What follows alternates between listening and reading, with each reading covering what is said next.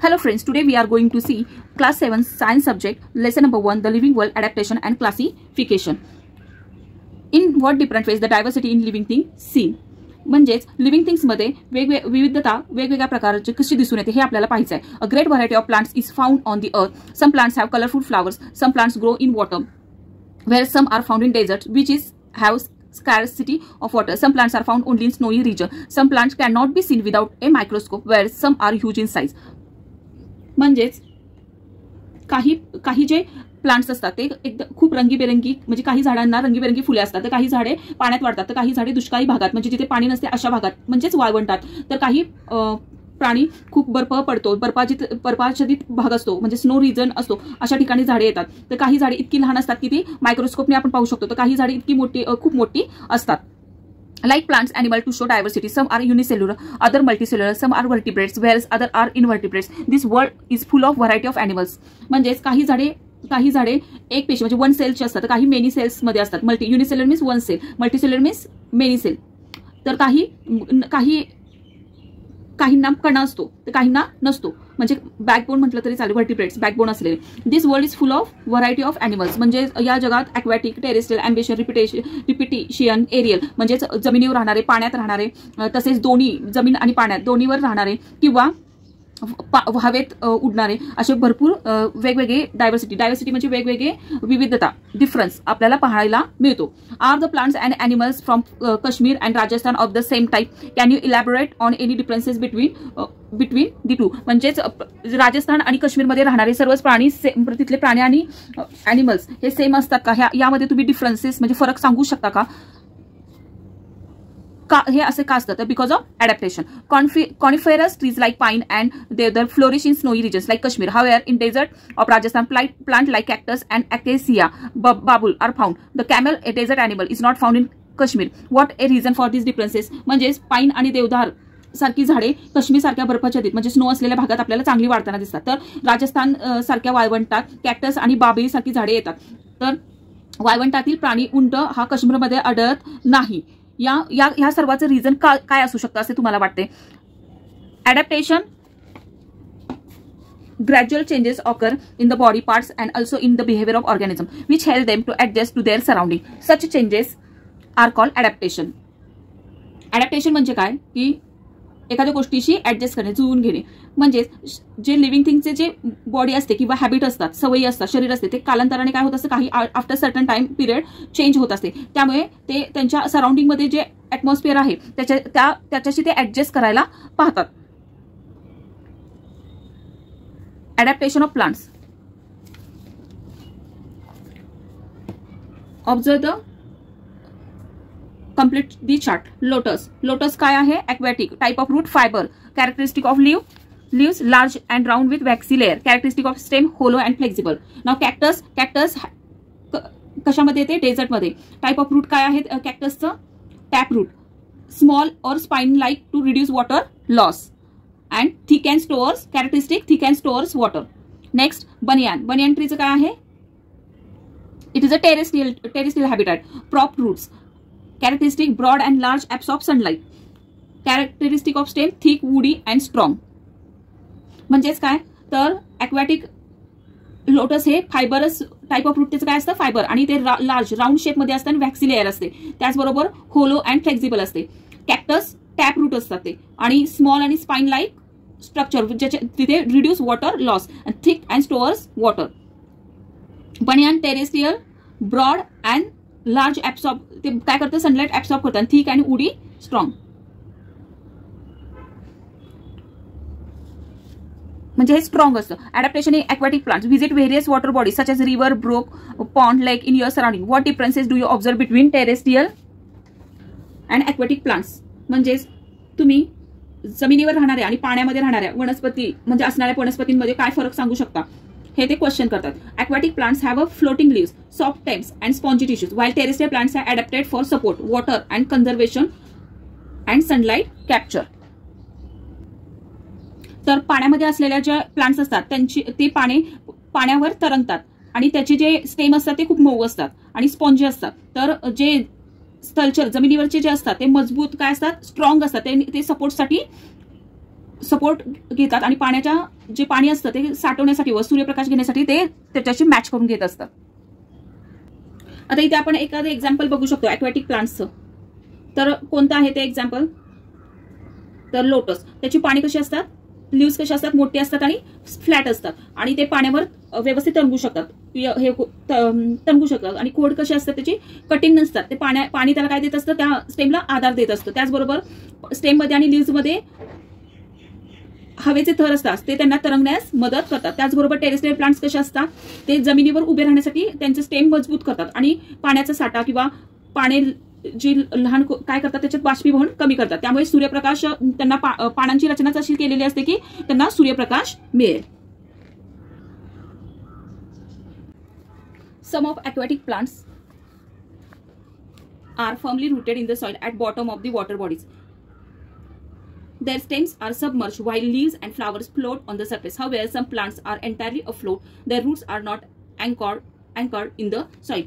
म्हणजेच काही पान वनस्पतींपैकी काही प्लांट्स असतात जे पाण्याच्या तळाशी मातीमध्ये घट्ट रुजलेले असतात किंवा तिथे त्या सरफेसवर फ्लोट करत असतात.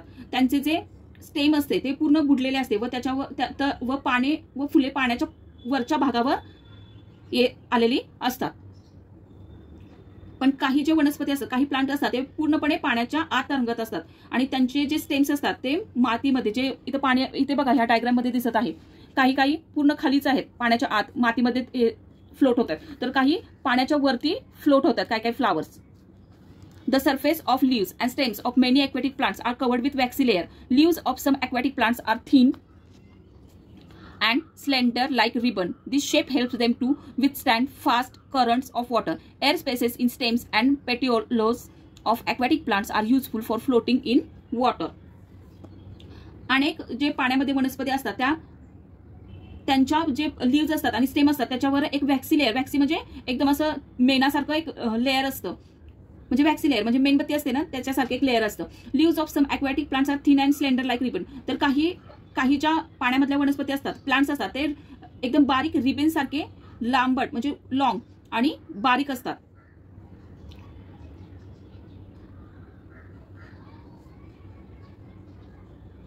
तर जे त्यांनी स्ट्रक्चर सांगितले आहे की रिबन सारखे किंवा व्हॅक्सी लेअर सारखे पाण्यामध्ये, तर त्याच्यामुळे काय होतं, तर त्या पाण्याच्या जे वॉटरचा जो फ्लोट असतो त्याच्यामध्ये त्यांना राहण्यासाठी मदत होते, हेल्प होते.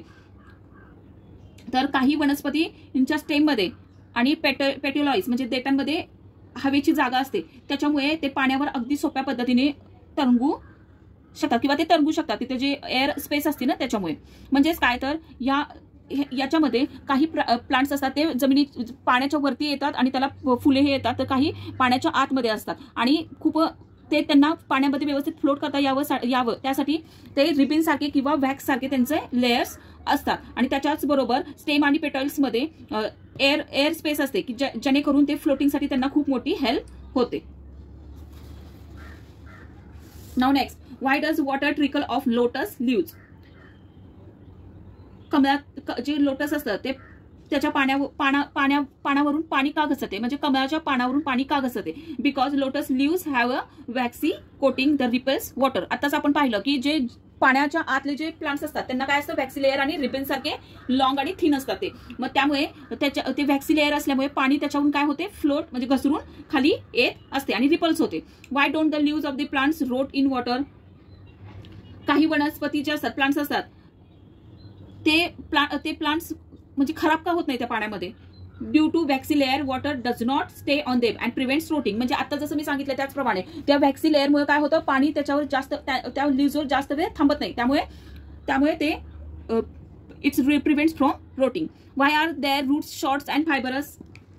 रूट्स हे शॉर्ट लहान आणि फायबरस म्हणजे तंतुमय म्हणजे मऊ तंतुमय का असतात, because they don't need deep anchoring, they float और स्टे नियर द सरफेस. का, कारण की ते त्यांना खोल असं त्या पाण्यामध्ये किंवा त्याच्या आत माती असते त्याच्यात म्हणजे ते रुजलेले नसतात आणि त्यामुळे ते पाण्यावर सहज तरंगतात आणि ते जे सरफेस असतो त्याच्या जवळ राहतात. Now next, adaptation in desert plants. Take 2 potted plants, one a cactus and other a leafy plant. Tie plastic bag loosely around the leaves of these plants and keep them in sunlight from early in the morning. In the afternoon, bring those pots in the classroom and observe then आता तुम्हाला इथे एक activity करायची आहे. तर ती activity काय आहे की दोन प्लांट्स घ्यायचे आहेत पिशव्या, की जे पिशव्यांमध्ये प्लास्टिक पिशवी म्हणजे प्लास्टिक बॅगमध्ये हलक्या म्हणजे एकदम हलक्या पद्धतीने बांधल्या असतील आणि त्यांना उन्हात ठेवायचं आहे. आणि दुपारी म्हणजे आफ्टरनून मध्ये त्या क्लासरूम मध्ये तुम्हाला ते पॉट्स घ्यायचे आणि त्यांना ऑब्झर्व करायचे की तुम्हाला तिथे काय दिसते. Has the same quantity of water collected in both bag. दोन्ही प्लास्टिक बॅग्स मध्ये एकसारखं पाणी असेल का जमा झालेलं ते तुम्हाला ऑब्झर्व करायचंय. Desert plants are either leafless or their leaves are like small needles or have been modified into thrones. As a result, they lose very little water by evaporation. The stem stores water and food and is therefore fleshy. The stems are green as they perform photosynthesis in the absence of leaves. Their roots penetrate deep into the soil and some roots spread away into the soil in search of water. There is a thick layer of waxy substance on stem of these plants too. जे dessert मध्ये plant असतात त्यांना काय असतात, lives नसतात, ते सुईसारखे लहान असतात त्यांचे लिव्स आणि त्यांचे शक्यतो ते कशा असतात, small needles and have been modified into thorn. Thorn म्हणजे काट्यांसारखे असतात. त्यामुळे काय होतं त्यांच्यामधून लिव्स मधून काय होतं, ते जे वॉटर असतं ते इव्हॅपोरेशन खूप कमी प्रमाणात होतं आणि त्यांच्या स्टेम मध्ये पाणी आणि अन्न म्हणजे फूड हे साठवलेले असते, कन्झ्युम केलेले असते. आणि the stems are green as they perform photosynthesis in absence of leaves नसल्यामुळे त्यांचे जे स्टेम असतात ते ग्रीन कलरमध्ये असतात. इथे पिक्चरमध्ये बघा कॅक्टस दिला आहे आणि त्याच्यामुळे ते फोटोसिंथेसिससाठी हेल्प करतं. Their roots penetrate deep into the soil. त्यांची जे रूट्स असतात ते मातीमध्ये खोल मातीमध्ये असतात आणि त्यामुळे ते पाण्यासाठी दूर इन सर्च ऑफ वॉटर ते काय करतात, स्प्रेड झालेले असतात खाली जमिनीमध्ये. There is a thick layer of waxy substance on stem this plants too. आणि त्याचबरोबर या वनस्पतींच्या स्टेमवर पण मेणासारखे म्हणजे वॅक्सी सबस्टन्सचे लेअर असते.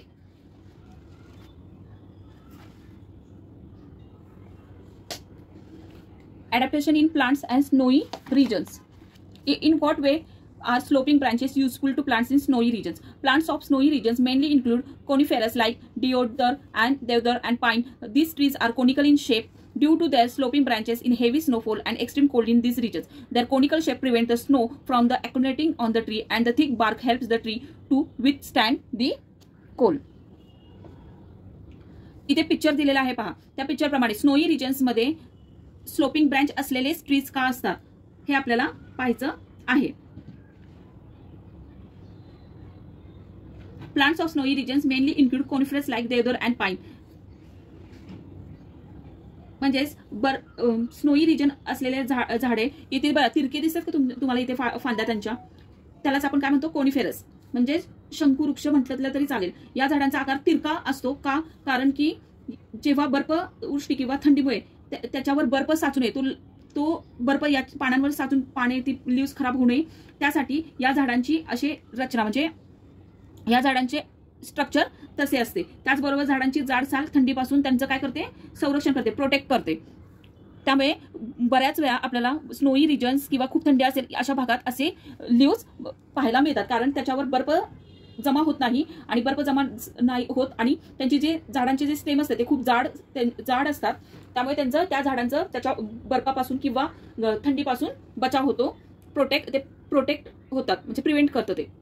Next, adaptation in plants of forest regions. A variety of plants, trees, shrubs, and herbs are found in forest. These plants compete among themselves for sunlight. Hence, trees grow tall to get sunlight, and climbers and vines grow to great height with support of trees. Spring-like tendrils on stems of some climbers in example of adaptation. म्हणजेच इथे दिसतंय का तुम्हाला, हे forest आहे. पिक्चरमध्ये पहा forest. तर फॉरेस्टमध्ये वेगवेगळ्या म्हणजे डिफरंट प्रकारचे प्लांट्स, श्रब्स, हर्ब्स असतात की या झाडांमुळे काय होतं, सूर्यप्रकाश काही झाडांना जास्त मिळतो, काही झाडांना कमी मिळतो. त्यामुळे काही झाडे उंच होतात.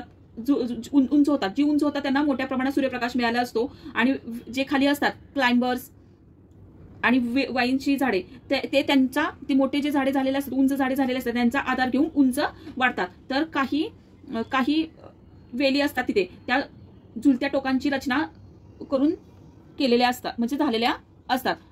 This is also one of the example of adaptation. Diverse types of bushes and grasses are found in grassland. Fiber roots of grasses prevent soil erosion. Forests in the equatorial region are dense. Animals like tiger, elephant, and deer can remain hidden in these grasses. However, grasses in cold regions are very short. Animals like rabbit are found in such grasses. Vast meadows are found in hilly areas as well as plains. म्हणजेच काही गवताळ भागांमध्ये विविध प्रकारची झुडपे आणि गवते आढळतात. गवतांच्या रेशीम सारख्या मुळांमुळे मातीचे काय होते, इरोजन होते. आणि फॉरेस्ट तिथले जे फॉरेस्टल इक्विलेटरल रिजन असतं त्यामुळे तिथली फॉरेस्ट काय असते, डेन्स म्हणजे घनदाट जंगल असते. त्याचबरोबर वाघ, हत्ती, हरिण सारखे गवतांमध्ये लपून त्यांना त्या प्राण्यांना गवतामध्ये लपून बसू शकतात. आणि थंड भागातील पण गवते काय असतात, म्हणजे तिथे जो गारवा असतो तिथे गवत काय असते, एकदम लहान असते. अशा गवतांमध्ये ससा म्हणजे रॅबिट जास्त प्रमाणात आढळू शकतो. तसेच डोंगराळ भागात व मैदानात मोठे गवताळ कुरण असतात. म्हणजेच तिथे गवताचा साठा खूप मोठ्या प्रमाणात असतो. Observe and note down adaptation in plants like potato, groundnut, yam, water, हायथिनिस, ऑले, एक्सिया, carrot, onion, beet, bitter, gourd, grape, vine etcetera and other plants in your surrounding. आता इथे त्यांनी सांगितलं की तुम्ही ऑब्झर्व करा की बटाटा, लसूण, शेंगदाणा, कोरफड, बाबूळ म्हणजे वेगवेगळे जे आपल्या अवतीभोवती प्लांट्स असतात तर त्यांचे कॅरेक्टरिस्टिक्सचा आपल्याला अभ्यास करायचा आहे. आणि ते काय आपल्याला पाहायला मिळतंय, त्यांचे जे रूट्स असतात, स्टेम्स असतात किंवा लीव्स कशा प्रकारचे असतात ते त्याचे ऑब्झर्वेशन करून त्याचा अभ्यास करायचा आहे. Adaptation for injection of food and plants.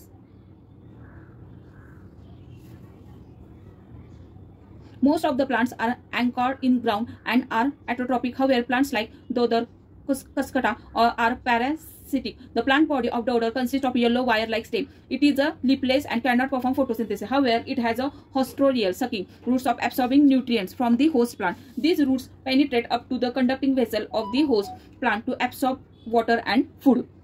Fungi do not have chlorophyll and cannot perform photosynthesis. They obtain food from starchy foodstuff like bhakri and bread. They have root-like fibers for absorption of food. Plants need nitrogen, phosphorus, and potassium for growth. Plants that grow in soil which is deficient in nitrogen like Drosera, Venus, flytrap, pitcher plant, etc. fulfill their need for nitrogen by consuming insect. Adaptation are seen in these plants which serve to attract insect and hold them to captivity.